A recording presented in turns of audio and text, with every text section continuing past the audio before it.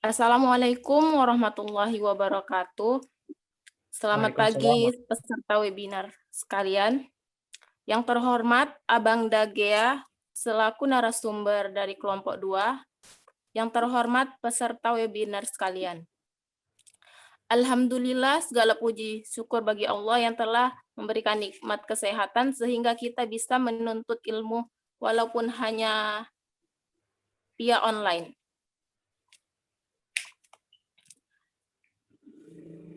Acara kali ini adalah acara webinar singkat yang dilakukan oleh kelompok 2 untuk tugas ekonomi regional dengan tema siapkan diri di era revolusi digital. Langsung saja, susunan acara dari webinar ini ialah 1. Pembukaan oleh saya sendiri, 2. Kata sambutan oleh perwakilan kelompok, 3. Pemaparan materi dan sesi tanya jawab, 4. Penutup. Langsung saja kita masuki acara yang kedua, yaitu penyampaian oleh anggota kelompok kepada Haspar. Saya persilakan. Baik, Assalamualaikum warahmatullahi wabarakatuh. Waalaikumsalam warahmatullahi wabarakatuh. Pertama-tama, terima kasih kepada MC yang telah memberikan saya kesempatan. Pertama-tama, puji syukur, alhamdulillah kita panjatkan kepada Allah Subhanahu Wa Taala yang telah memberikan kita nikmat kesehatan, juga kesempatan agar kita masih bisa berkumpul biar terkendala di dalam cara terkendala jarak gitu, tetapi Allah masih memberikan kita kesempatan untuk berkumpul. Nah, yang kedua, sholawat beriringkan salam ke hadirat Nabi besar Muhammad Sallallahu Alaihi Wasallam yang kita harapkan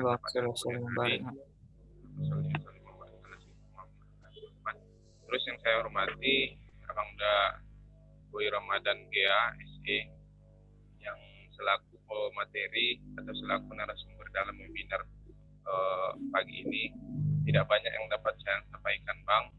Saya cuma menyampaikan rasa terima kasih banyak ke Abang karena telah memberikan atau meluangkan waktu untuk berbagi sedikit pengalaman, berbagi sedikit cerita kepada kami, Bang. Terus juga kepada teman-teman yang sudah berkesempatan untuk mengikuti webinar kali ini atau pelatihan atau sharing-sharing kali ini, saya juga mengucapkan terima kasih. Demikian kata sambutan saya. Assalamualaikum warahmatullahi wabarakatuh. Waalaikumsalam warahmatullahi wabarakatuh. Waalaikumsalam warahmatullahi wabarakatuh. Terima kasih kepada Saudara Haspar. Selanjutnya, acara yang kita inti yaitu pemaparan materi dan diskusi tanya jawab yang dipandu oleh moderator Nurhalisa. Kepada Nurhalisa, saya persilakan. Assalamualaikum warahmatullahi wabarakatuh. Waalaikumsalam warahmatullahi wabarakatuh. Perkenalkan, nama saya Nurhalisa. Saya selaku moderator dalam diskusi sharing session yang akan kita laksanakan ini. Sebelumnya, saya ingin memperkenalkan narasumber kita, yaitu Bapak Boy Gea. Jangan Bapak. Abang aja. Bermuda Abang aja. masih 15 tahun. Oh. Slow. Sebelumnya saya ingin memperkenalkan narasumber kita yang kece kali ini. Namanya Bang Boy Ramadan Gea SE. Abang ini lahir di Nias pada 7 Maret tahun 1994. Riwayat pendidikannya SD Negeri Bogalito Gunung Sitoli, MTS Negeri Gunung Sitoli, Madrasah Alia Negeri Gunung Sitoli, dan menjadi mahasiswa di Fakultas Ekonomi Bisnis Islam dengan jurusan Ekonomi Islam, Prodi Perbankan Syariah UIN Sumatera Utara, dan selesai pada tahun 2017.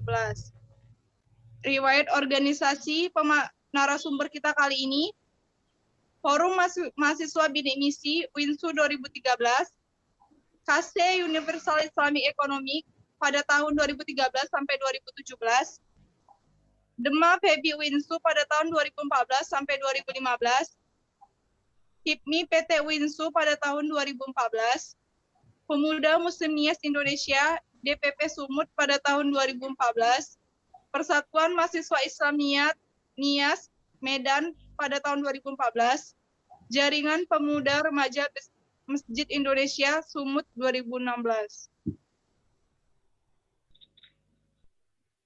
Begitupun dengan prestasi yang telah diraih. Pertama, bekerja sebagai Lembaga Infak Nasional Yayasan Rumah Infak atau YRI 2015. Kedua, mempunyai Pusat Bekam Ruqyah Cabang Medan 2018 sebagai marketing freelance dan penterapis. Ketiga, mempunyai PT Al Jarwal Taisir Wisata Tour and Travel Umroh dan Wisata 2019. Keempat, sebagai konsultan di Lembaga Amil Zakat Nasional atau Lasnas Yatim Mandiri Medan. Kelima, pengusaha muda mandiri dan sebagai owner rumah sehat herbal alami Medan. Selain itu, narasumber kita juga mempunyai bisnis yang bernama Bung Gea Store dan founder Millennial Business Sumatera tahun 2019. Wow sekali ya prestasinya ya Bang Gea. Wow. Amin. Alhamdulillah. Masya Allah kali lah. Ya, nanti akan dijelaskan lagi nanti. Akan didetailkan nanti penjelasannya. Selanjutnya, kita masuk pemaparan pemateri oleh narasumber kita, Bang Boy Ramadan Gea. Saya persilakan waktu dan tempatnya, Bang. Baik, bismillahirrahmanirrahim. Assalamualaikum warahmatullahi wabarakatuh. Waalaikumsalam. Waalaikumsalam warahmatullahi wabarakatuh. A'udzubillah, bismillah, alhamdulillah, nahmaduhu wa nasta'inuhu wa nastaghfiruh wa na'udzu billahi min syururi anfusina wa min sayyiati a'malina may yahdihillahu fala mudhillalah wa may yudlilhu fala hadiyalah. Asyhadu an la ilaha illallah wahdahu la syarikalah wa asyhadu anna Muhammadan 'abduhu wa rasuluh allazi la nabiyya ba'da amma ba'du. Rabbi syrah li sadri wa yassir li amri wahlul 'uqdatam min lisani yafqahu qawli amma ba'du.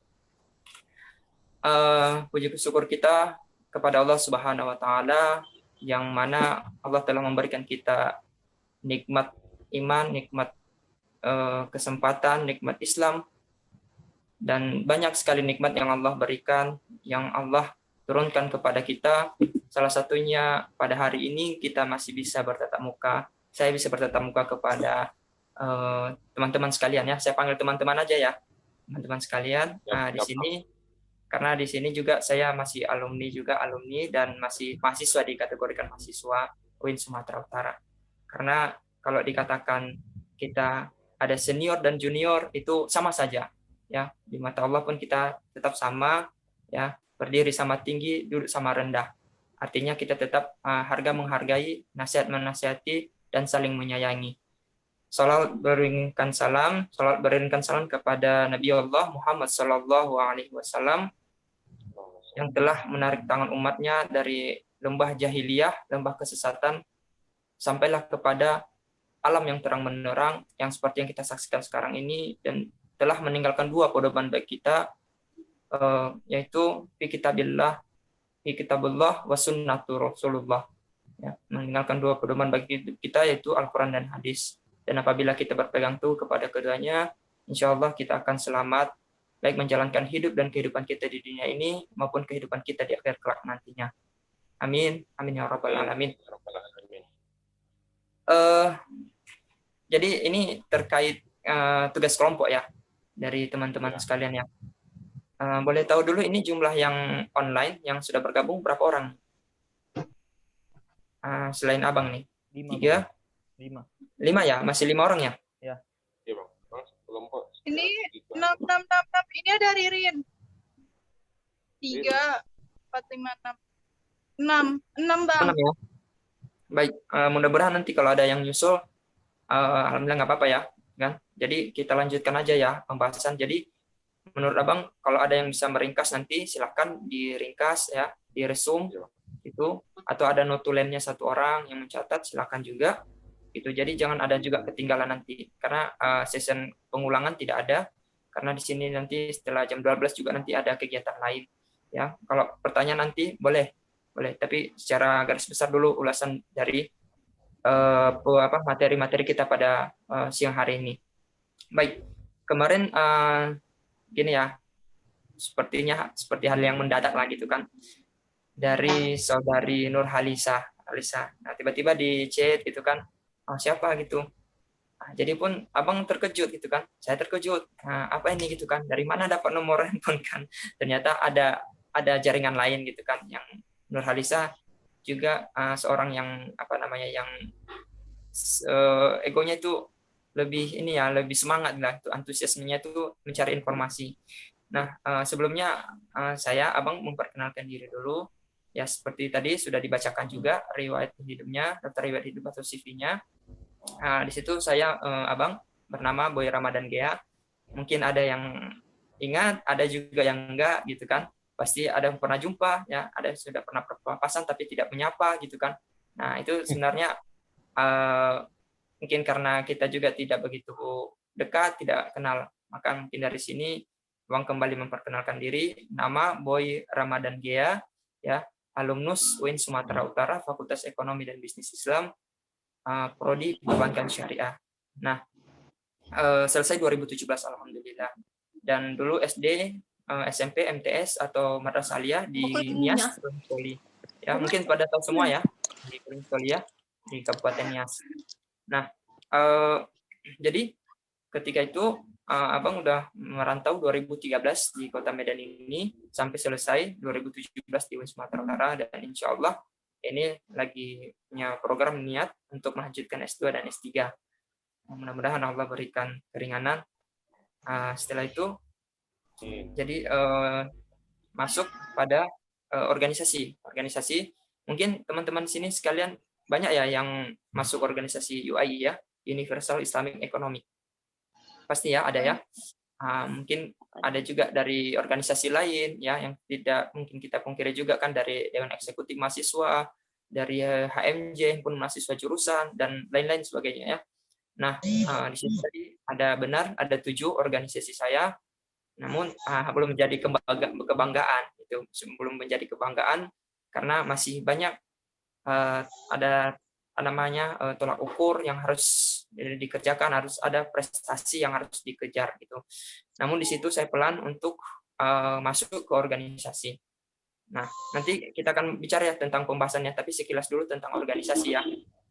Nah, setelah itu tadi ini moderatornya ya, moderator menyampaikan situ, abang itu sudah ada ini usaha tadi pertamanya lembaga lembaga infak ya, lembaga infak atau yayasan rumah infak. Sebenarnya itu bukan punya saya, bukan punya abang kan. Jadi itu masih dulu yang kerja, dulu masih kuliah. Nggak apa-apa, kita kita ini kita perbaiki aja ya, kita kembali kita reshuffle gitu kan, klasifikasi. Kita ganti lagi. Jadi itu Yayasan Rumah Infak 2015 ya. Saya kerja juga sama orang tua juga. Yang kedua itu ada Ustadz Bekam Rukyah, insya Allah akan buka klinik, insya Allah sekarang lagi online.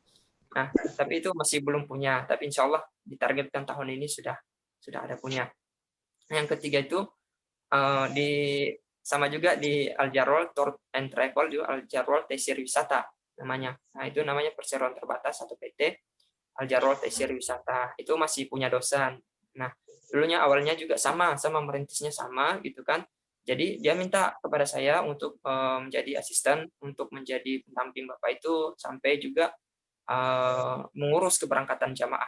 Dan alhamdulillah sudah 3 keberangkatan atau 3 kloter lah keberangkatan dari kita sebelum masa COVID. Nah, sekarang COVID sudah beredar besar gitu kan, pandemi ini sangat mencengkram, jadi terhambat semuanya ya. Tapi itu masih tetap komunikasi. Karena peraturan dari ini juga Uni Emirat Arab sama Raja Arab itu kan itu memberikan suatu ultimatum atau apa namanya isyarat ya kepada beberapa negara agar tidak melakukan yang namanya umroh ya, tidak melakukan yang namanya umroh.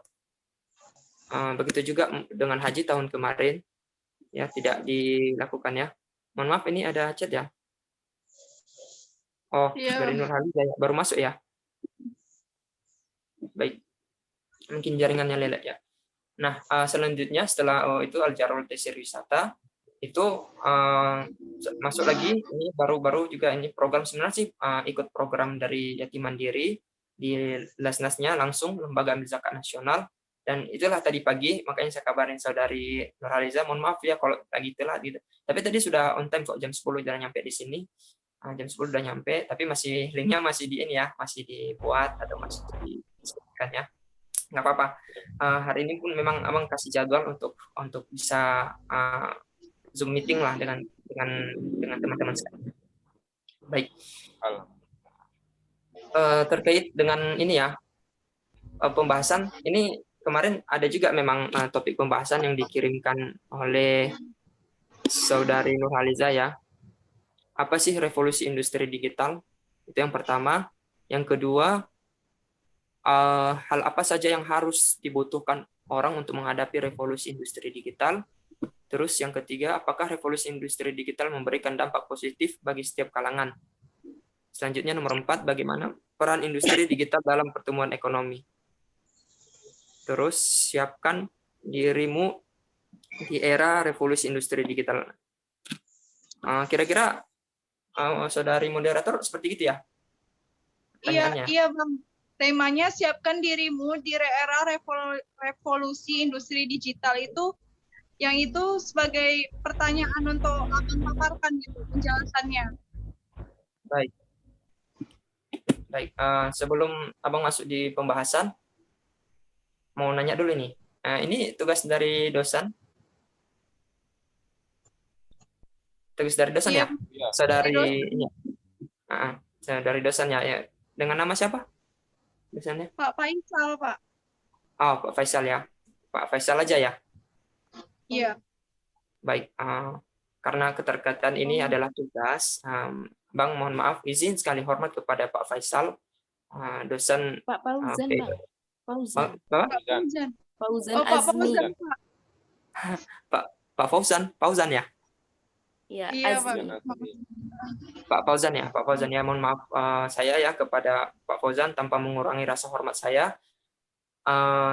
Mungkin nanti di sini mungkin saya ada banyak kekurangan, ya maklumlah, umur baru setahun jagung, darah baru setapuk pinang. Saya itu masih hijau dalam pengalaman. Ya nanti tolong disampaikan mohon maaf saya apabila ada salah kata, tidak tepat pada tempatnya, ya mungkin tindak tanduk saya juga ada yang salah, saya mohon maaf dan kepada Allah saya mohon ampun. Nah, baik, tidak apa-apa, itu kan juga punya etikat baik ya untuk menyampaikan kepada teman-teman semua bahwa di sini adalah salah satu media kita untuk berinteraksi, yaitu adalah Zoom meeting. Nah, tidak tertutup kemungkinan bahwa jangan dikatakan nanti tidak bisa jumpa karena jarak kita jauh, ya jarak kita yang memisahkan. Namun itu tidak masalah ya, tidak masalah.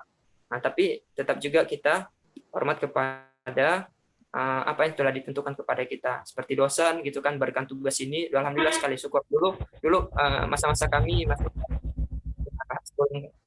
COVID ini ya masih berinteraksi jumpa tatap muka.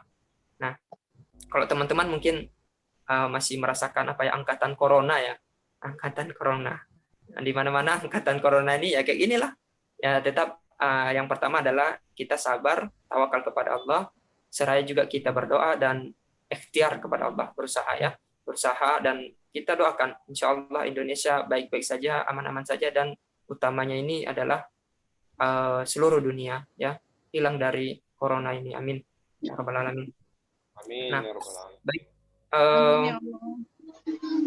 Jadi abang membahas apa topik hari ini adalah revolusi industri ya. sebenarnya agak sedikit melenceng dari topik pembahasan, tapi secara garis besar sih sudah Abang itu saya rangkum apa saja yang harus disampaikan, tapi tidak melulu kepada revolusi industri atau 4.0 ya. 4.0. Baik. Mohon izin saya Sebelumnya, potong Bang. Ya. Halo. Semenjak kuliah juga Abang merasakan apa itu namanya ekonomi. Kita tahap ekonomi itu ada industri, ada pasar industri, ya ada pasar nasional dan internasional ya. Dan ada di situ 4 sektor, pembahasan 4 sektor. Nah, kalau teman-teman sekalian mungkin di sini basic ekonomi ya, apalagi ekonomi Islam, pasti semuanya sudah paham. Tentu paham ekonomi itu seperti apa gitu kan, pasar ekonomi, pasar keuangan gitu, pasti tahu kan, saham, obligasi, sudah pasti paham ya. Karena Abang juga sudah lama juga, berapa tahun sudah meninggalkan lah belakangan ya, palingan ikut-ikut session seminar saja lah seperti Zoom ini ya. Nah, di sini Abang juga apa namanya ya? Ini ada nampak ini. Ada peluang pasar Ikatan Industri Kecil Menengah Sumatera Utara.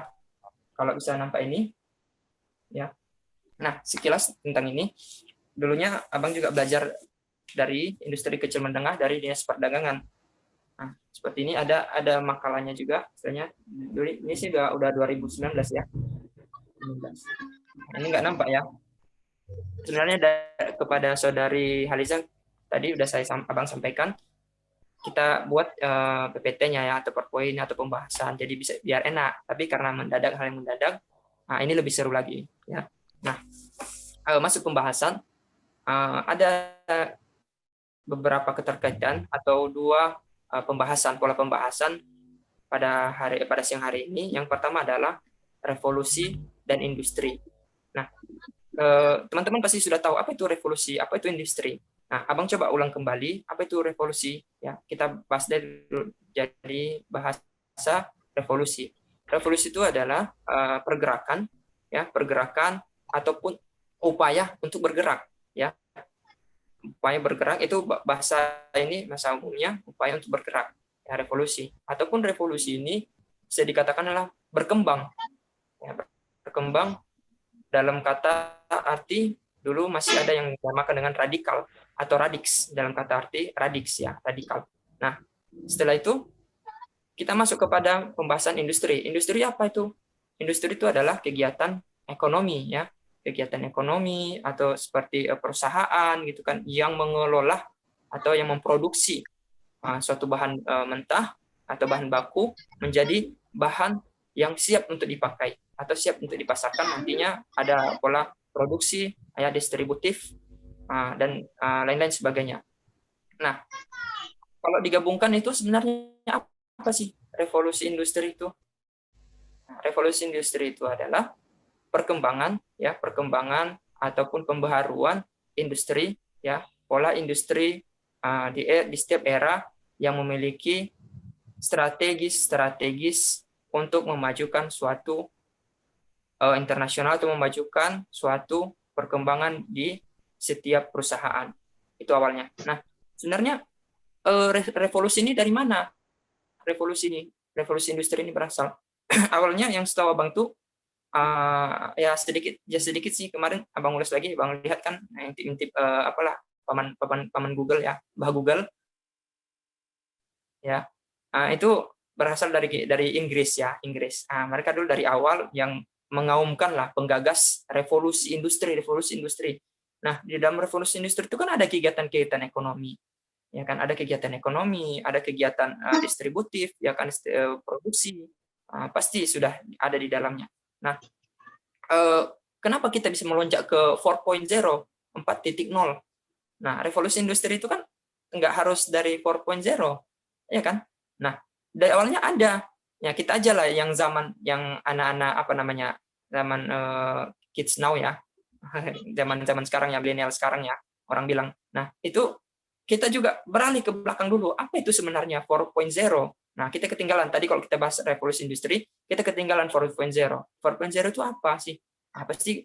Mikir juga teman-teman. Pasti ada teman-teman yang sudah paham, ya betul-betul sudah paham ya.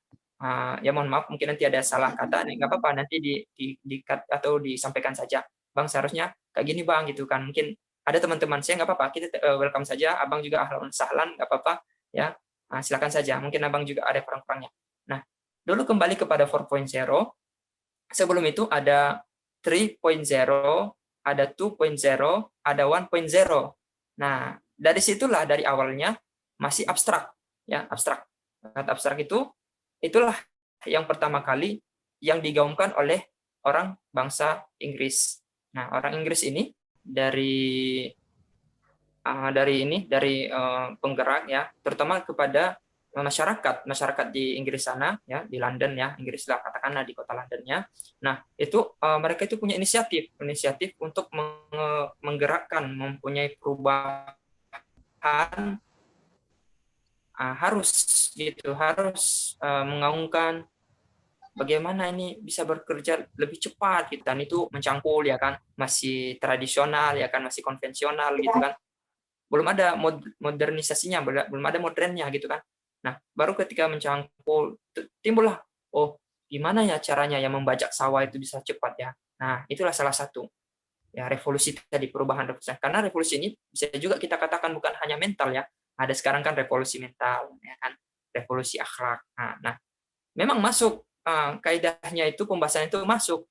Hanya saja revolusi yang dikatakan itu pola pikir, mindset seseorang, mindset kaum banyak, ataupun mindset pemerintahannya gitu kan. Pada saat itu pingin gimana ya bisa maju, kok bisa selangkah gitu kan. Nah, pada waktu itu dibuatlah percobaannya. Percobaan itu ketika itu pertama diberikan kepada orang ilmuwan namanya ya, yang mengelola yang namanya mesin. Nah, dulu ada mesin uap. Mesin uap itu proses kerjanya itu lama gitu kan, dan itu membutuhkan banyak sekali orang. Mungkin teman-teman sekalian tahu ya, kalau dulu yang seperti handphone, atau katakanlah jangan handphone atau laptop yang kita pakai. Dulu kita pada tahun 2000 berapa ya, 2002, 2003, pasti laptop tuh udah barang yang mahal, dan itu langka sekali. Ya, langka kalau di kampung saya ya, kampung Abang tuh masih termasuk langka. Nah, cerita laptop itu sebelumnya adalah ada komputer ya. Komputer itu besar ya, nggak bisa kita bawa kemana-mana, CPU-nya aja udah besar ya. Ya boro-boro masuk di tas ya kan, kita gendong-gendong lah saya kan, CPU-nya nggak mungkin ya kan. Nah, itulah satu perubahan juga. Nah, timbul seperti itu tadi, ada mesin uapnya tuh besar sekali, sebesar rumah lah, ada sebesar rumah ya, ada 20 kali 10 ya, 20 kali 10 ya gitu ya besarnya. Nah, itu membutuhkan satu biaya, dan wattnya itu kalau nggak salah ketika industri dari Inggris itu buatnya itu 8.500 watt. Nah, itu daya listrik, bayangkan ya, dan membutuhkan tenaga kerja yang begitu banyak ya, ada ratusan orang sampai ribuan orang, dan tidak sedikit orang itu yang bekerja di situ mengalami cedera ya. Cedera ini ada yang luka, ada yang terbakar, bahkan ada yang merenggut nyawa ya, meninggal dunia. Nah, setelah itu berpikirlah kerajaan itu, kita buatlah yang namanya revolusi. Nah, revolusi. Nah, itulah ditariklah kesimpulan bahwa ilmuwanlah yang bisa memproduksi ataupun yang memiliki ilmu untuk membuat revolusi industri ini. Nah, itulah berkembang revolusi industri. Jadi berkembang sampai saat ini ya, sampai ke yang pertama, yang kedua, ketiga, sampai kita di zaman milenial ini, kita zaman now ini ada yang namanya 4.0 ya, 4.0. Nah, dulunya waktu Abang itu masih kuliah ya. Nah, di sini memang ada pembahasannya, nggak mungkin teman saya berikan pada satu-satu kepada teman-temannya. Mungkin kurang nampak ya. Ini Abang dapatkan juga sebagian di organisasi ya. Itu salah satunya adalah Universal Islamic Economic atau KCUIE. Nah, di situ juga Abang banyak belajar. Ya, saya banyak belajar apa itu sebenarnya revolusi industri. Dulu masih belum 4.0 digaungkan di Indonesia.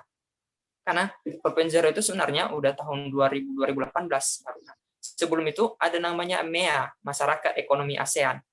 Nah, MEA itu apa sebenarnya, apa kaitannya dengan revolusi industri? Nah, ini kembali ke sini lagi. Nah, ini kan secara global ya, secara garis besar. Nah, sedangkan negara-negara yang terbesar itu negara-negara maju, ya kan, seperti Amerika, Rusia, ya kan, sudah negara-negara maju, dan sebagian di daratan Eropa, ya, Spanyol, sudah negara-negara maju gitu kan. Sedangkan Indonesia adalah negara-negara yang berkembang, ya, salah satunya di Asia ini adalah negara yang berkembang. Nah, mungkin ke depan pemerintah juga memikirkan bagaimana kita itu bisa maju, ya, pasti ada inisiatif dari pemerintah, insya Allah, mudah-mudahan. Nah, karena kita ketertinggalan ini menjadi negara yang berkembang, jadi kita masih memikirkan bagaimana kita itu bisa bekerja sama dengan negara-negara maju. Salah satunya adalah seperti Amerika dan China, ya, Cina. Nah, kita kebanyakan sekarang adalah impor, barang-barang impor. Ya, katakanlah teman-teman semua yang mempunyai handphone sekarang pasti mereknya macam-macam, ya, ada Xiaomi, ada Oppo, ada Samsung, ada yang kentang kali, apa macam-macam, ya. Nah, itu semua produk-produknya itu kan dari luar negeri, ya kan, dari impor dari luar negeri. Ada dari Kanada, ya, macam-macamnya. Nah, begitulah salah satu revolusi industri itu mengumumkan dari HP Nokia kecil yang namanya dulu kan BBS, ya, BlackBerry Center, ya kan. Nah, sekarang udah berkembang ada BlackBerry, ya kan. Ada penemuan lagi, ada level tinggi lagi, terus masuklah ke Android, ya, OS Android. Nah, setelah itu kita juga, Indonesia adalah salah satu negara yang konsumtif terbesar di Asia. Nah, salah satunya, ya, berapa persen di sini ada di pembahasan ini, cuman masih banyak sekali, ya, banyak sekali. Indonesia itu seperti bidang apa belum dipresentasikan secara jelas. Nah, tapi secara garis besar Indonesia itu adalah negara yang berkembang dan memiliki pola konsumtif terbesar, ya, ya, setelah kita itu India, ya. India salah satu juga, tapi India sekarang sudah mulai negara maju, tapi masih berkembang. Dulu di awal tahun 2005, ya, 2005 itu mereka itu mengumumkan juga untuk menjadi negara maju, ya. Nah, revolusi industri ini di Indonesia sendiri bagaimana, ya, bagaimana? Nah, disinilah ketika masa-masa MEA, masa rekor ekonomi ASEAN itu sudah mulai Indonesia itu panik, ya. Mungkin dari awalnya dari sejak Presiden Soekarno, ya kan, Soeharto, mungkin kita tuh lebih cenderung membangun infrastruktur Indonesia, gitu kan. Bahkan sekarang kita itu lebih dominan itu meminta bantuan kepada pihak asing, luar negeri, ya. Nah, ini makanya nanti kenapa bertanya, kenapa ya kok ada utang Indonesia, ya? Utang Indonesia itu dari mana dan digunakan untuk apa? Tujuannya apa, gitu kan? Utang Indonesia itu, ya. Ya, nah, indeks utang Indonesia itu sudah mencapai berapa triliun, ya. Kalau teman-teman pasti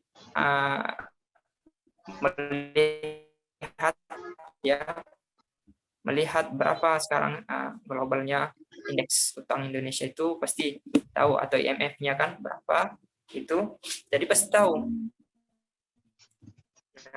Karena sekarang susah kalau mau dibilang buka, ya, takut berkembang ini belum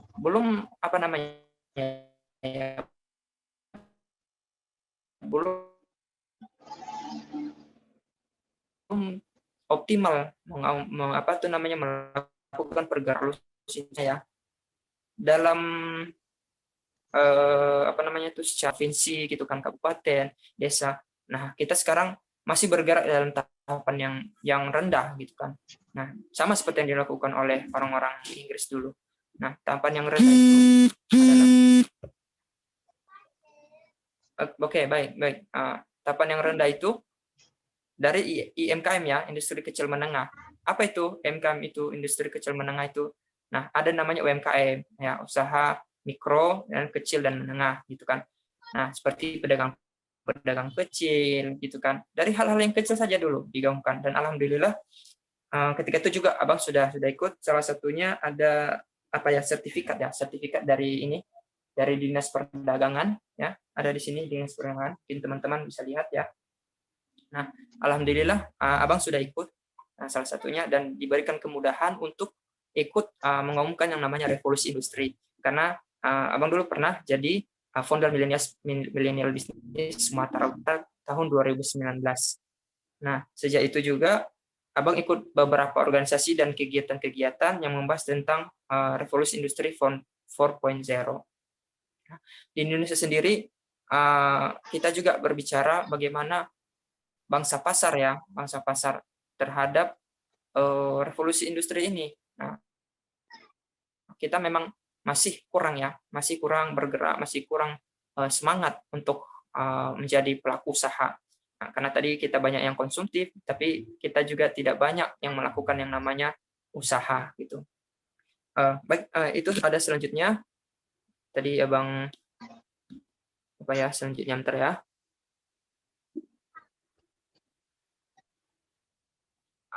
Hal apa sajakah yang harus dibutuhkan orang untuk menghadapi bisnis? Baik. Maksudnya Hal kayak apa saja yang Bang. dilakukan seorang? Boleh. Kayak apa sih yang harus kita punya gitu untuk menghadapi revolusi industri, sebagai kita itu nggak jadi ketinggalan zaman gitu, kayak ilmu apa yang harus kita pelajari untuk menghadapi revolusi industri? Silakan dijawab, Bang. Ya, baik. Hal apa yang kita harus miliki ya? Bagus.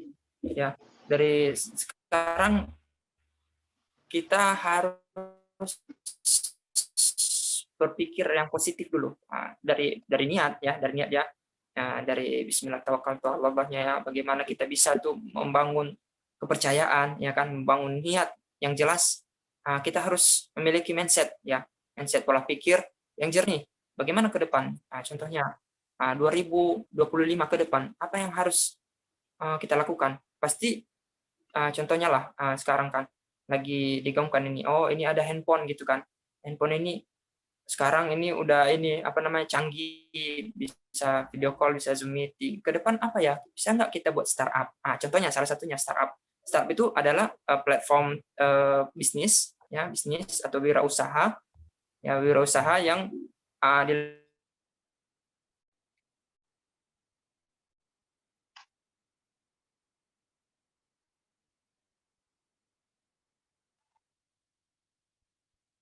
seperti salah satunya adalah startup, yaitu platform ya.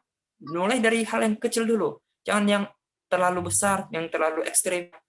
Teman-teman dulu buat wadah perkumpulan ya kan, buat komunitas kecil-kecilan. Tujuannya apa? Tujuannya untuk membuat startup. Startup ini mungkin dari online, jualan online kan, atau konveksi, tapi konveksinya harus yang jelas gitu kan. Nah, target pasarnya nanti harus juga siapa ya kan, konsumtifnya gitu kan, dari mana produksinya gitu. Bisa kita mengupayakan untuk memproduksi sendiri ya, itu dari UMKM. Kita bisa membuat marketplace. Marketplace ini adalah tempat orang yang berjualan yang disiapkan dari pemerintah secara otomatis kepada di aplikasi. Nah, contohnya seperti apa? Pasti teman-teman sudah tahu yang namanya Gojek, ya kan? Gojek, ya, Grab, Maxim, InDrive, InDrive, apalagi ya situ ya.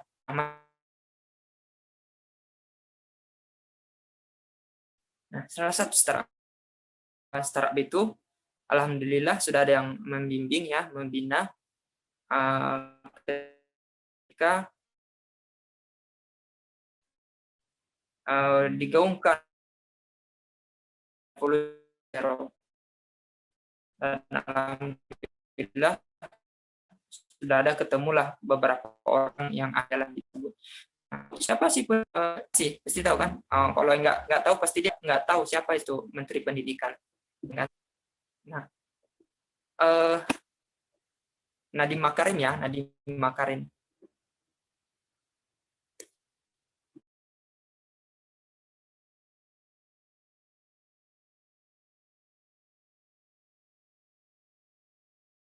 Platformnya itu adalah Gojek.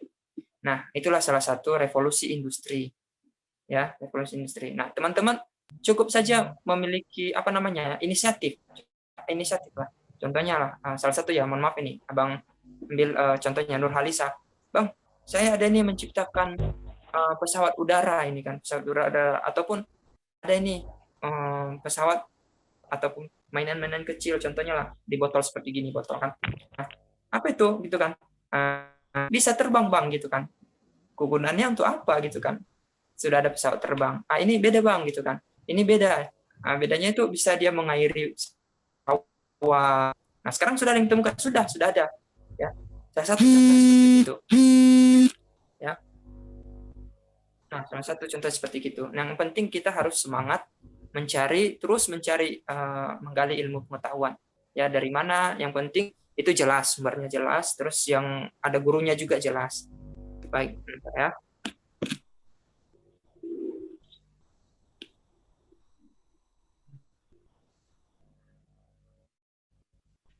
Baik, nanti kita diskusi lewat tanya jawab ya.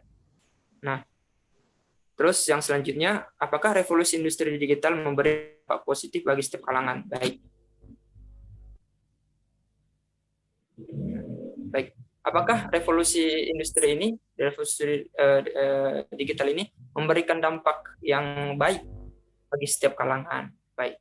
Nah, di kalangan inilah kita ini, seperti kita sendiri pribadi pasti memikirkan yang awam ya, kita yang awam ini, ketika orang luar datang gitu kan, menunjukkan bahwa inilah revolusi industri, inilah salah satu marketplace gitu kan, tempat penjualan yang besar, terus datang ke Indonesia kan, menawarkan ke Indonesia, pasti ada yang satu, pasti kami ini ketinggalan lah, ya pasti ketinggalan gitu kan, seperti dalam hal jual beli, persaingan ya kan, persaingan pasar, kami ketinggalan ini. Oleh sebab itu kita jangan harus melek terhadap teknologi, jangan merem, jangan ya bermalas-malasan intinya ya. Kita harus paham ke depan, ini pasti ada banyak sekali tantangan yang harus kita hadapi. Nah, yang menguntungkan kalangan itu ya pasti ada yang menguntungkan kalangan. Seperti apa? Orang yang sudah paham teknologi, orang dia pasti, mudah-mudahan dia pasti tahu gitu kan. Nah, bagi yang tidak menguntungkan seperti apa? Seperti karya orang-orang awam gitu kan, orang-orang tua kita dulu, mohon maaf ya kalau ada pun orang tua kita yang gaptek ya, nggak paham teknologi, mohon maaf gitu kan, pasti banyak ya, termasuklah di kampung saya, abang juga kan, pasti banyak. Nah, kita ketertinggalan, kita keterbelakangan, bahkan kita dikatakan terisolir, pasti ada. Nah, selanjutnya, bagaimana peranan industri digital dalam pertumbuhan ekonomi? Baik, peranan industri peranan industri digital dalam pertumbuhan ekonomi. Nah, kita lihatlah market share kita kan hari ini seperti pemberdayaan UMKM ya, pemberdayaan UMKM kita masih belum memadai, tapi sudah pelan ini sudah mulai bertahap ya, walaupun belum memadai sekali karena kita juga masih merangkak ya dalam bidang revolusi industri ini. Terus ekonomi kita sudah alhamdulillah, karena memang revolusi industri ini pasti mengaitkan semua, politik, sosial, ekonomi ya, pasti dia berkecakupan semua lah itu ya, berkaitan satu sama lain. Nah, bagaimana ekonomi kita? Nah, sekarang kan ekonomi kita kan lagi ini, kalau dibahas tahun 2020 masuk indeks baru ya, 2020-2021, itu sekarang kita masih pertumbuhannya masih belum 6% ya, belum sampai 6% pertumbuhan ekonomi kita. Nah, disinilah tugas kita, disinilah pergerakan kita atau progres kita selaku mahasiswa UIN Sumatera Utara ya. Kalau bisa kita itu harus giat kita itu mencari informasi ya, keterbukaan informasi, transparansi kepada siapa? Kepada pemerintah kita daerah terutama ya kan, kepada pemerintahan kota sendiri. Kita bisa memberikan inisiatif, kayak gini gitu kan, harus itu. Kalau tidak kita bakal ketinggalan. Nah, seperti apa? Anak ekonomi, apa sih yang bisa kami buat, Bang? Kalau anak mesin kan bisa menciptakan ini. nggak usah jauh-jauh, buatlah jurnal, buatlah catatan, ataupun buatlah literasi ekonomi dalam bidang artikel gitu kan. Artikel ini nanti ditulis di media massa ya kan, media massa, harian analisa, waspada, medan bisnis ya, lain-lain sebagainya kan. Mudah-mudahan ada salah satu pemerintah kita, ada salah satu DPR gitu kan, anggota DPRD, DPR RI, ya DPD membaca, oh ini bagus nih, mudah-mudahan tersampaikan ya, kita dipanggil juga di Istana Negara ya. Banyak sudah melakukan itu banyak. Apalagi kepada teman-teman yang punya mindset atau inisiatif, oh nanti ke depan saya mau jadi anggota DPRD aja lah, atau saya mau jadi DPR RI ya. Enggak apa-apa, alhamdulillah. Yang penting kita punya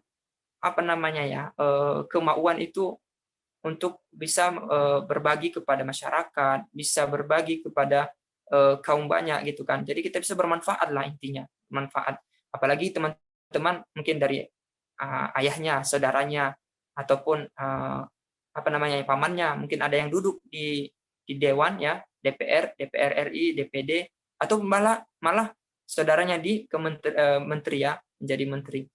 Nah, itu bisa kita diskusikan, Pak gitu kan, atau Bang, bisa nggak Bang gitu kan, kami mahasiswa ini dilibatkan dalam forum-forum gitu kan, dalam forum-forum diskusi yang membahas tentang revolusi industri 4.0, bahkan nanti ke depan kita akan membahas revolusi 5.0 gitu kan. Nah, pasti dia mikir juga apa sih gitu, pasti nanya dulu kan gitu kan. Nah, kita jelaskan saja. Kami dari komunitas ini punya usaha ya, punya ide, bagaimana gagasan, bagaimana bisa membangun startup gitu. Nah, itu salah satunya. Nah, apalagi kalau sudah punya orang-orang dekat ya, alhamdulillah sekali. Ya. Nah, selanjutnya, oh ya habis ya. Ya. Nah, secara garis umum peranan revolusi industri di Indonesia itu belum memadai. Ya, belum. Sedangkan pertumbuhan ekonomi kita aja belum sampai 6%. Gitu saja. Ya. Baik, Bang. itu udah ada pembahasan ya, sudah Bang bahas. Oh iya, Bang. Terima kasih kepada narasumber yang telah menyampaikan pemaparan materinya. Selanjutnya kita buka sesi tanya jawab oleh peserta. Pada sesi pertama kita tunjuk 2 orang yang akan bertanya. Saya persilakan yang ingin bertanya.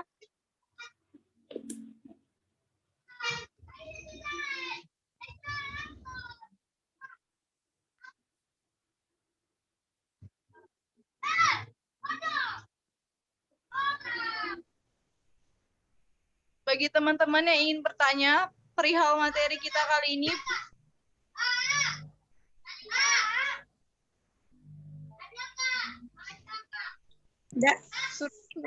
suruh masuk. Oh ya.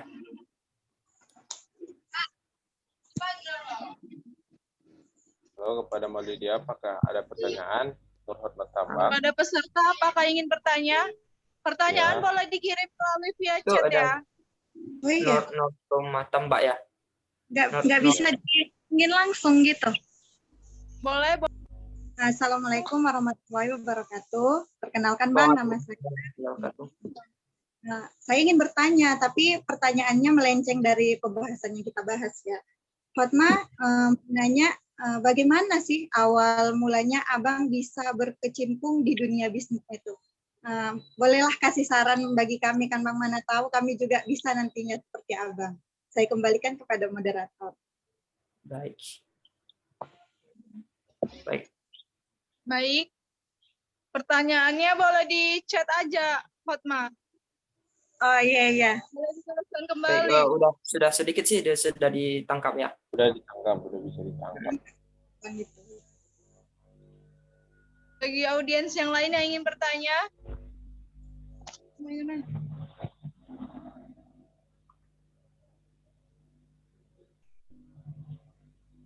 apakah ada yang ingin bertanya lagi? Nurmat Tambak ya, marganya. Iya Bang, Tambak Bang. Mohon maaf ya kalau ini karena tulisannya Nur Hotma ya, Nur Hotma Tambak ya. Iya Bang. Kalau ada yang salah katanya namanya ya. Nah, Nur Hotma ini jurusan apa di FEBI? Jurusan ekonomi, Bang. Ekonomi, Eki ya. Iya, Bang. Nah, ada organisasi, ikut organisasi. Ada, Bang. Apa itu organisasi? Apa-apa? Sama ekstra kampus sih, Bang. Ya, contohnya apa itu organisasinya? LPM Dinamika yang berkecimpung, Hotma ambil Hmm. di perusahaannya sih, Bang. Di mana? Di? LPM Dinamika Winsu, tapi Ya. Aduh, jaringannya macet ya. Nggak terdengar suara. Putus jaringannya. LPM Dinamika Winsu, terus PMI sih. Divisi apa di LPM Dinamika? Atau membangun perusahaan atau apa perusahaan rumah tangga atau gimana? Masuk dulu. Ya kayak mana, Bang? Ya belajar lah di situ, Bang. Masih belajar sih bagaimana nantinya bisa buka usaha sendiri. Oh gitu. Baik. Gini ya, satu. Masih dengar ya? Ya, Bang. Masih dengar ya? Dengar, Dengar Bang. ya? Baik. Dengar. Satu itu kenapa Abang bisa berkecimpung? Ini pengalaman sendiri ya. Nah, dulu memang Abang tuh tamatan aliyah di bidang IPS itu, jurusan IPS. Suka yang namanya itu wirausaha ya, wirausaha. Dulu pernah ikut jualan ya kan. Bahkan dulu dari rumah itu karena ibu kan di kantin ya kan, kantin. Nah, nanti pagi-pagi besok gitu kan, bungkusin ini apa namanya mie. Nah, nanti mau kemana? Mau dijual nanti sama teman-teman. Itu sampai 3-4 kilo bawa mie setiap hari tuh, bawa mie. Ya kan? Bawa mie. Bahkan ada tetangga nawarin gitu kan. Mau nggak bawa ibu punya ini buat kue apa namanya? Roti kelapa. Roti kelapa. Kalau sekarang kan ada seperti sari roti.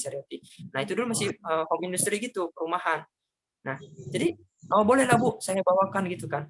Nanti bawakan tenteng kan kanan kiri gitu kan bawa. Nanti jualin sama teman-teman. Bahkan guru itu suka, nanti setiap hari ibu mau pesan ya gitu kan, mau pesan gini. Dari situ abang pikir gitu kan, ini begini ya caranya berusaha. Tapi gitu-gitu masih apa ya, terkesan konvensional lah gitu, terkesan belum terlalu puas lah dengan hasil seperti gitu kan. Nah, cobalah masuk di UIN pelan-pelan. Ternyata kita masuk di kampus itu kan pasti dosennya gitu kan, walaupun ada dosen wirausaha ini ya tidak tertutup kemungkinan ya, mohon maaf ya, dosen wirausaha itu dibiarkan ya kita itu kalau memang ada tugasnya untuk jualan, disuruhnya kita jualan gitu kan. Buat susu kedelai, dulu orang Abang buat susu kedelai, buat pancake durian itu kan. Nah, itu disuruhnya jual sama dosen, nanti berapa hasilnya didokumentasikan gitu kan. Kayak gini rupanya gitu kan. Nah, Abang sih mulai bisnisnya itu dari organisasi. Ya, dari organisasi. Dulunya sih Abang pertama kali itu buka privat sama teman-teman gitu kan. Nah, itu sih masih jasa ya. Bisnis jasa ya. Jasa mengajar gitu kan. Tapi merangkul semua teman-teman. Ayo buka gitu kan kalau mau gitu kan. Di mana kita tempatkan? Di masjid dulu awalnya, karena dulu Abang lama juga di masjid. Ya, orang namanya PM ya, penjaga masjid. Nah, ayo kita buka gitu kan. Lama-lama ada yang nawarin gitu kan, dosen, mau nggak jualan sancu. Pasti teman-teman tahu ya, sancu itu sandal lucu, sandal anak-anak, sandal dewasa juga ada gitu kan. Dulu Abang masih ingat di FEBI dulu waktu ada Gebiar Ekonomi Syariah juga, Abang dulu langsung daftar itu. Aku langsung masuk daftar lah, buka stand, ada apa namanya ya, stand lapak-lapak lah gitu kan, lapak di depan FEBI itu. Jualan sancu, jualan buku. Bahkan Abang telepon semua teman-teman, kalian ada nggak yang jual buku gitu kan, atau kalian tuh pemasaran buku. Ternyata ada yang respon, abangnya tetangga di Nias kan, di tempat kampung Abang. Abang kerja di Grafindo gitu kan. Oh iya Bang, Abang punya buku ini. Punya gitu kan. Terus udah lama-lama udah mau join. Ketika join itu alhamdulillah diizinkan untuk jualan. Nah, setelah itu Abang masuklah di HIPMI, Himpunan Pengusaha Muda Indonesia ya. PT UIN Sumatera Utara, dulu masih PT IAIN, dulu masa abang tuh masih IAIN, ya, Institut Agama Islam Negeri. Sekarang sudah UIN, alhamdulillah. Nah, abang berhimpun situ. Nah, disitulah mulai bergerakkan. Abang lihat kan, oh ini kawan ini punya basic ini gitu kan, oh dia ini jualan ini gitu, baru. Nah, tapi yang pertama yang teman-teman harus yakini, harus punya niat ya, niat yang betul-betul kuat gitu kan. Terus putuskan urat malu ya. Yang kedua itu putuskan urat malu, bukan urat malunya ya. Bukan urat malunya ya, maksudnya ini kita tuh harus memang dalam kesadaran koridor yang normal gitu kan. Kalau mau jualan dengan sapa, senyum, tapi jangan berlebihan nanti senyum terus gini kan, apalah orang ini mau jual apa, mau jual gigi atau mau jual apa ini ya kan, nggak usah. Nah, yang ketiga itu punya tekad bahwa saya itu harus bisa seperti gini gitu kan. Ada kemauan, ada jalan gitu. Terutama dulu kemauan. Tekadnya harus kuat. Nah, itu yang ketiga. Yang keempat itu punya goal atau punya impian. Nah, punya impian sih memang sih termasuk daripada book of dream ya. Dream of book ya, bukan di buku pikirannya ya. Kalau ada suara anak ya. Oke. Baik. Nah, itu yang keempat tadi. Kita harus punya buku impian, kita tuliskan goal-goal itu. Tapi yang utama, ketika kita mau berwirausaha ini, kita harus memang cenderung, kita tuh passion-nya di mana? Ya, passion-nya kita letak kita tuh, apakah mau hanya sebagai seorang yang jualan, gitu kan, menjadi pemasok, gitu kan, atau menjadi pengolah produksi. Nah, disitulah kita harus tahu di mana kita itu. Ya. Baik, itu saja sih. Nur Hotmah. Ada yang kurang paham? Bagaimana dengan saudari Hotma? Cukup sih, Bang. Apakah Kalau kita mulai bisnis itu berarti kita buat planning dulu apa yang mau dilakukan itu. Betul. Planning itu yang memang niat buat planning. Ada namanya kalau di hukum ekonomi kan approach ya, accounting ya kan, planning, organizing, actualing ya kan. Kita harus paham itu ya, approach-nya itu kan. Nah, itu dibahas di dalam buku Henry Fayol. Kalau pernah teman-teman belajar tentang manajemen bisnis, pasti belajar yang namanya salah satu pencetusnya itu adalah Henry Fayol.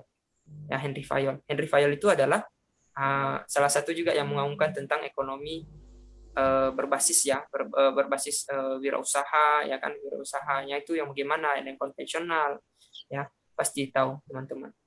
Buat planning dulu, buat catatan planning, terus nanti ketika sudah buat planning, ya Allah, berdoa kepada Allah, ya Allah, kalau niat saya mau ke sini ya Allah, harus betul-betul tujuannya kemana, gitu kan. Maka kata Allah itu, faiza azamta falyatawakkal 'alallah, la haula wala quwwata illa billah. Udah, serahkan kepada Allah ketika sudah buat planning seperti itu. Nah, gitu aja.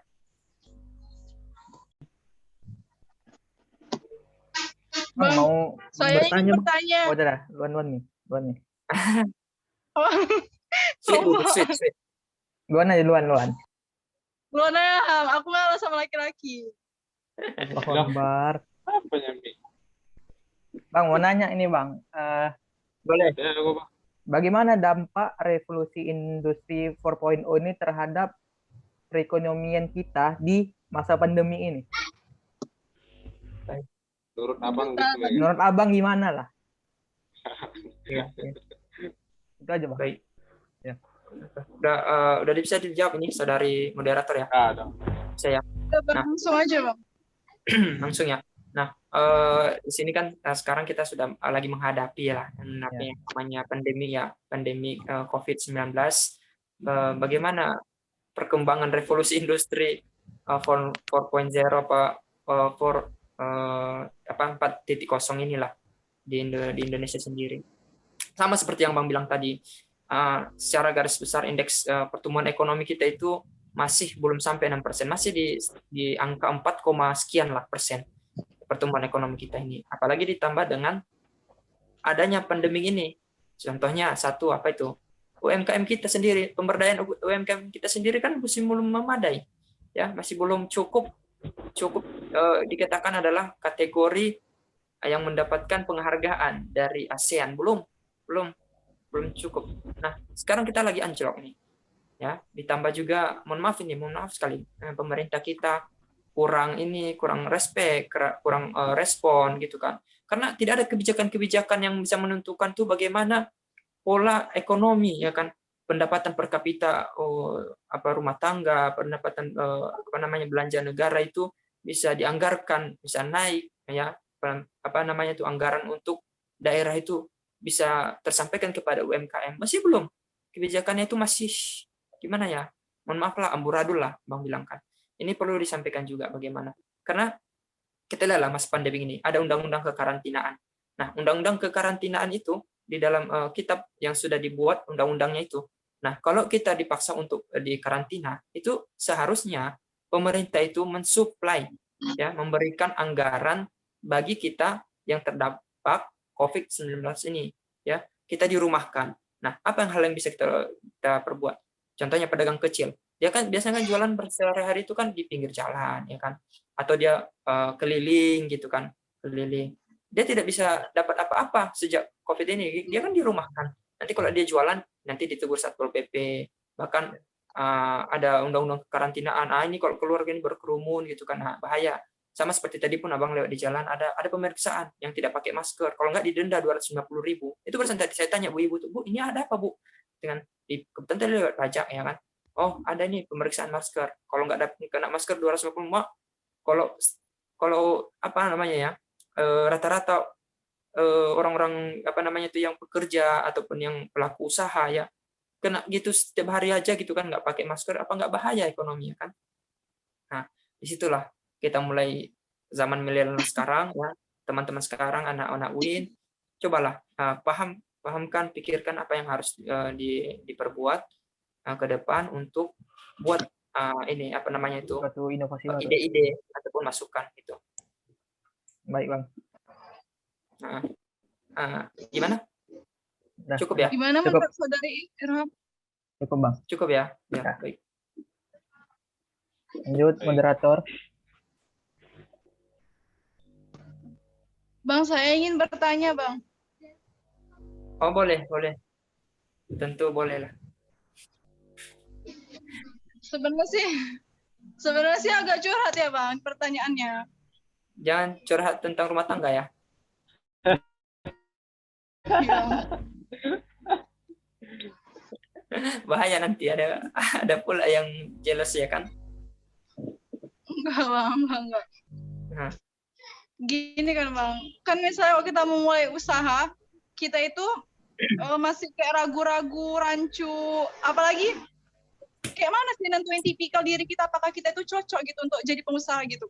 Kan kayak awak pribadi itu orangnya kayak nggak percaya diri, orangnya tuh nggak percaya diri, terus kayak anget-angetnya ayam gitu loh, Bang. Apa itu semangatnya itu di awal-awal aja, udah habis itu kendor. Apalagi kalau kayak udah nggak ada yang beli gitu kan, kalau udahlah males lah, capek-capek aku promosi udah nggak ada yang beli gitu. Jadi kayak semangatnya itu masih kayak labil gitu, Bang. Jadi gimana gitu? Kayak mana sih? Gimana sih kita? Apakah kita pantas gitu jadi pengusaha? Kayak mana sih pertanyaan?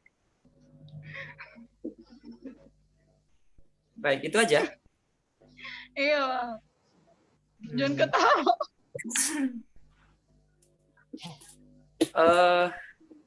Sebenarnya udah bisa sih Abang tangkap. Kendalanya itu bukan karena capital ya, bukan karena modal ya. Kalau Nurhalisa sendiri bukan karena modal ya. Tapi karena sikap keraguannya itu masih belum bisa percaya diri, ragu, ya kan. Makanya itu jika kamu ragu, kata Abah itu kan, kembali kepada Al-Quran, ya kan, bagaimana nggak ragu, kembali kepada sunnatullah, kepada sikapnya Rasulullah gimana. Nah, sebenarnya mudah saja. Kamu tuh tinggal Nurhalisa itu tinggal tentuin aja pesan kamu tuh di mana gitu kan. Apakah seorang pengusaha, apakah seorang guru, apakah seorang pejabat tinggi, apa segala macam gitu kan. Coba dipikirkan dari sekarang kan. Tapi kalau mau dibarengi juga ada memang kan. Dia itu orang dinas ya kan, tapi usahanya banyak. Alhamdulillah banyak. Abang juga demikian. Abang tanya, lebih fokus mana sih? Ya, dulunya masuk PNS ini ya karena udah terlanjur lah, udah kayak gini. Tapi saya lebih senang loh jadi pengusaha. Oh, alhamdulillah. Kenapa gitu? Tertarik juga abang kan bertanya kan kenapa gitu? Tahu nggak kamu nanti orang yang sangat sangat istimewa dekat dengan Rasulullah, salah satunya ya dekat Rasulullah adalah orang yang dermawan gitu kan, orang dermawan terus dia pengusaha. Kenapa gitu? Cuman abang udah tahu sebenarnya, cuman abang kenapa gitu katanya 9 di antara 10 pintu rezeki itu ada pada perniagaan, ada pada perdagangan. Itu hadis Rasulullah. Nah, terserah ketika itu kan ketika kamu berdagang gitu kan, yang penting halalan thayyibah ya kan, sesuai dengan kaidah syariah, sesuai dengan kaidah hukum Islam gitu kan. Silakan, kecuali yang sudah dilarang dalamnya jangan usah lakukan, seperti riba ya kan. Ya lazina amanu taqalu amwalakum bainakum bil batil illa an takuna tijaratan antara minkum. Ya, jual itu harus suka sama suka ya. Allazi la ya'kuluna riba ya kan. Janganlah kamu makan riba. La yakumuna illa kama yakumul lazi yatakhabbathu syaitanu minal masi ya kan. Nah, kita juga harus paham literasi ekonominya seperti apa. Nah, seperti itu. Nah, tadi kan seperti ragu, takut kan. Nah, di sini ada abang buku nih. Nampak ya? Nampak bukunya? Kenapa Bang? Sini abang Vibrasi itu banyak apa? belajar. Ini mau dijelasin. Nah, dulu abang juga belajar sama dosen, belajar sama organisasi, terus abang catatkan itu. Abang rangkum, abang buat catatan. Nah, vibrasi itu adalah getaran. Pernah dengar getaran? Getaran Belum kayak pernah. mana Bang? Belum. Gini, Nurhaliza pernah nggak koslet kena entah pegang listrik gitu kan? Koslet. Kesetrum. Kesetrum ya, kesetrum betul. Itu kan getaran juga kan? Salah satu getaran kan? Nah, baik ke pembahasannya kan. Kalau vibrasi ini adalah getaran, ya getaran jiwa, getaran pikiran, getaran semangat yang kita harus lakukan. Nah, di buku vibrasi ini sendiri itu dijelaskan bagaimana action kita, ya, bagaimana action kita, bagaimana kita bisa memulai bisnis itu dari awal gitu. Nah, ada namanya itu peranan dalam dunia bisnis. Apa peranan kita? Apa yang harus kita lakukan? Tapi otomatis yang lebih awal itu kamu harus tahu dulu tujuan kamu tuh harus kemana. Ya, kalau kamu bertindak sendiri tanpa tahu arah dan tujuannya mau kemana, apa yang harus dibuat, ya kan? Goalnya itu, impiannya itu apa? Bahaya, ya. Ataupun tidak belajar, katakanlah tidak otodidak juga akan belajar, buat sendiri. Nah, itu kan nggak bisa juga dikatakan seorang pengusaha. Ya, kita tuh juga perlu belajar, perlu perbanyak link, perbanyak jaringan, perbanyak silaturahmi, perbanyak bertanya gitu. Menghilangkan rasa kurang percaya diri itu ya salah satunya adalah vibrasi, itulah getaran jiwa tuh. Aku harus bisa. Kalau menjadi jiwanya entrepreneur, saya harus bisa. Kan saya harus bisa gitu kan. Kalau memang kita mau selamat di dunia, selamat di akhirat, saya harus bisa. Insya Allah, saya yakinkan. Dan buat target apa yang harus sekarang. Contohnya ini hari Kamis. Nah, hari Kamis depan saya mau buat apa ya gitu kan. Buat target gitu. Nah, nanti ketika kita banyak berkunjung juga ya kan, silaturahmi, pasti rasa kurang percaya diri kita itu pasti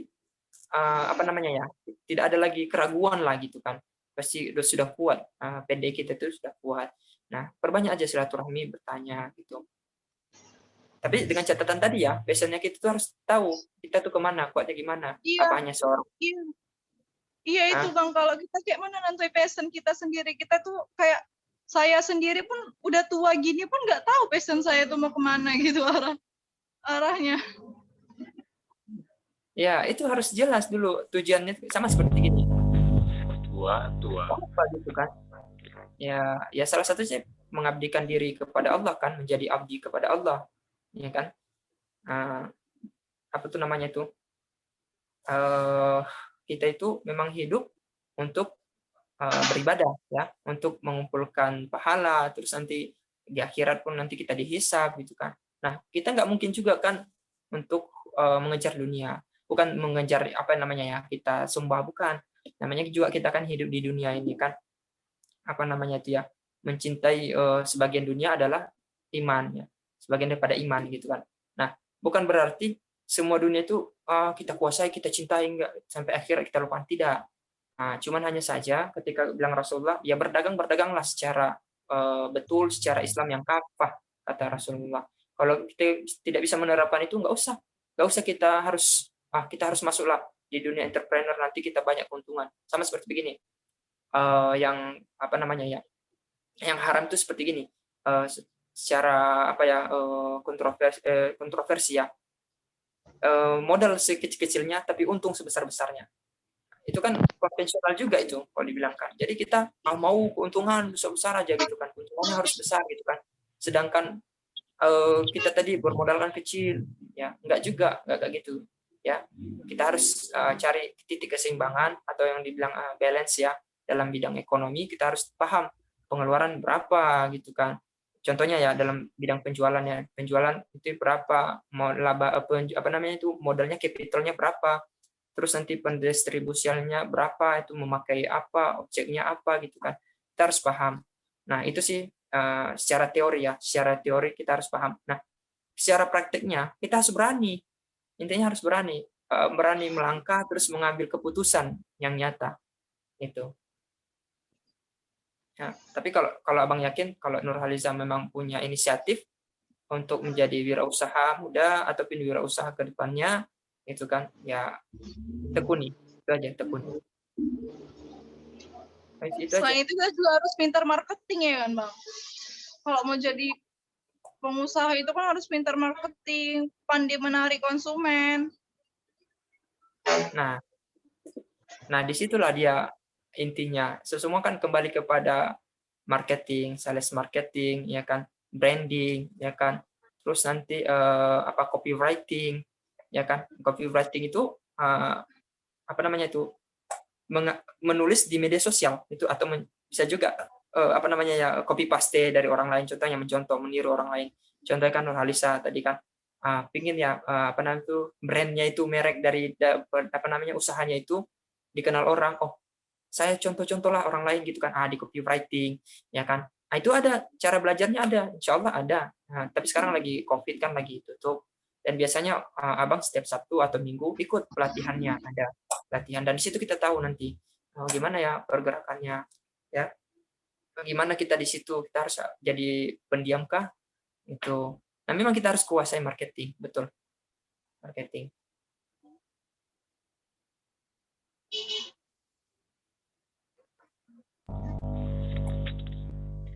Baik, Kami. ada. Dapat diterima Bang. Halo, Halo? udah jelas, Mi? Sudah.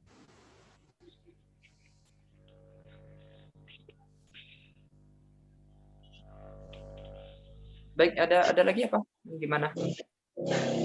Nah, Dari peserta ingin bertanya lagi. Ada pas. Udah pas.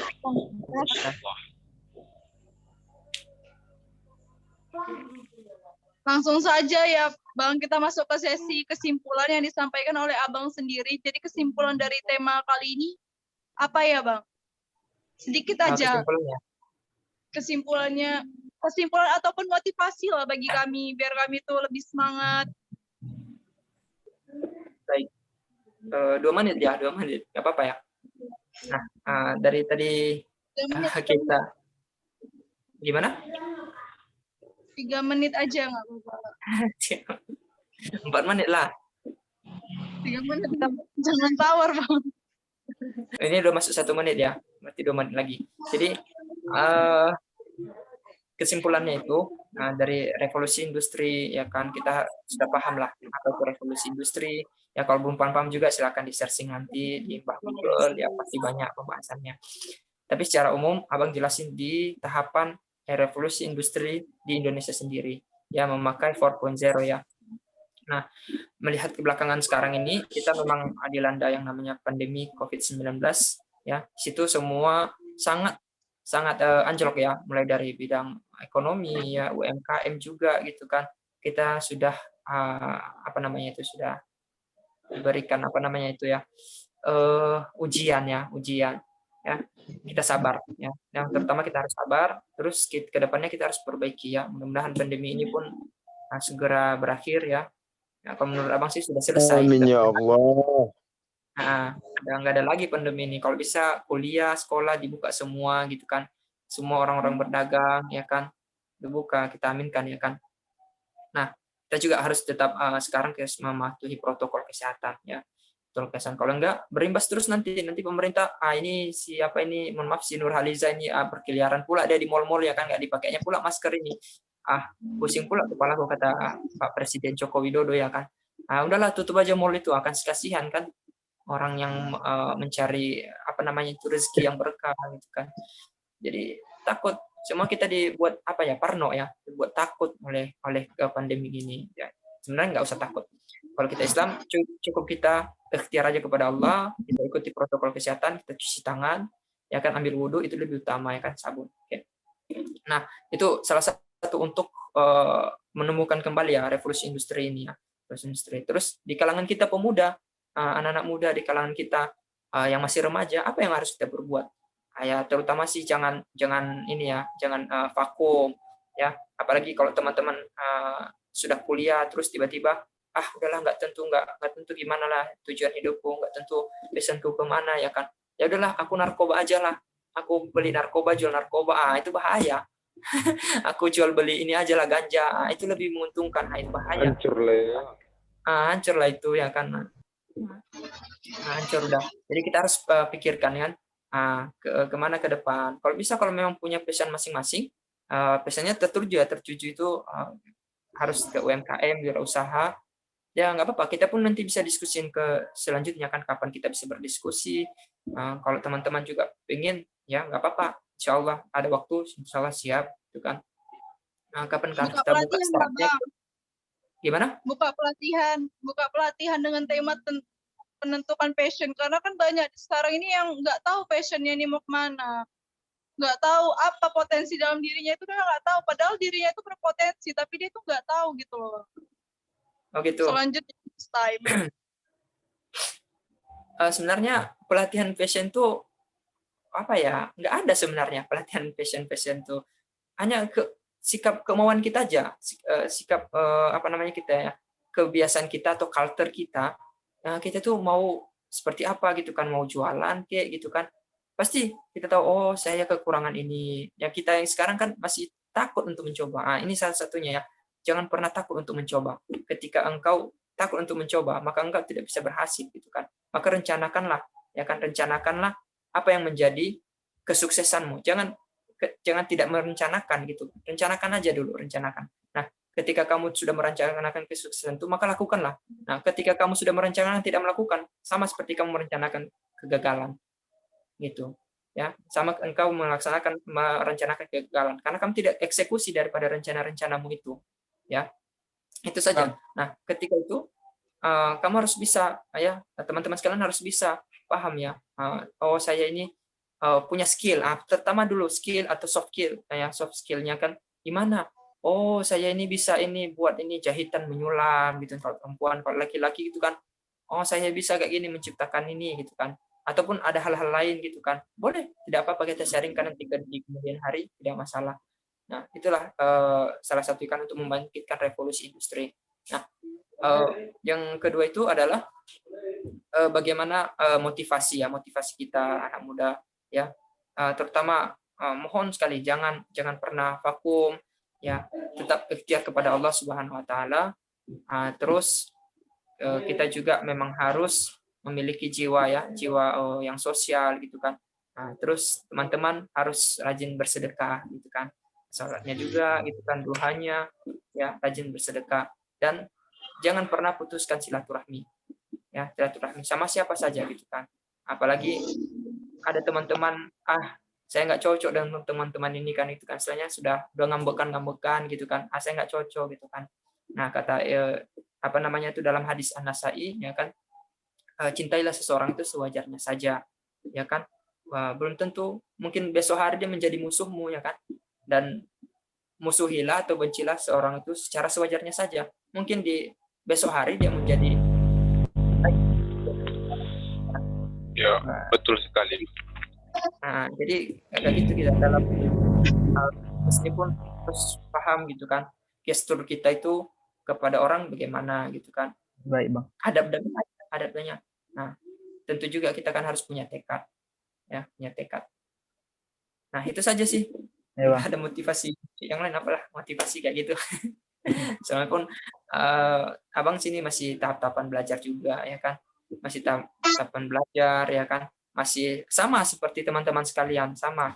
Cuman hanya saja dalam keadaan ini abang tidak diskusi atau duduk bangku udah berapa tahun. Mungkin kalian masih berorganisasinya aktif gitu kan, meetingnya aktif gitu kan.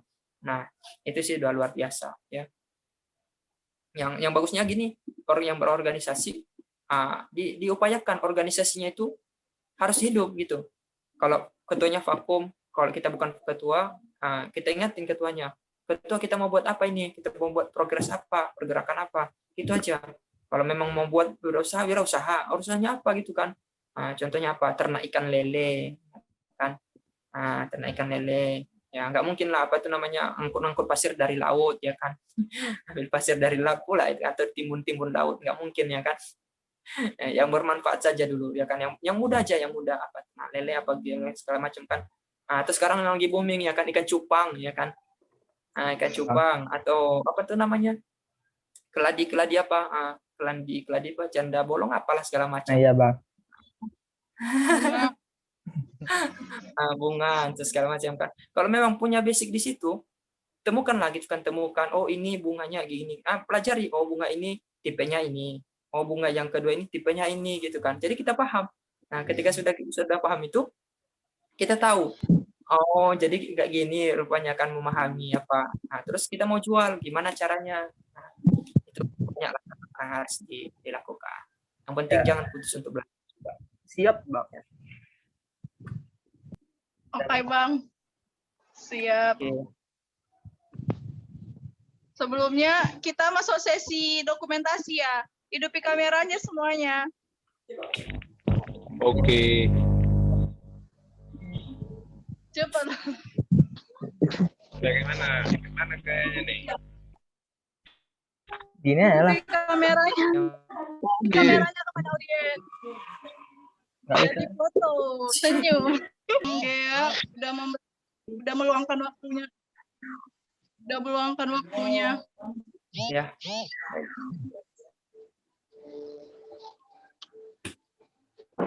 Ya, sama.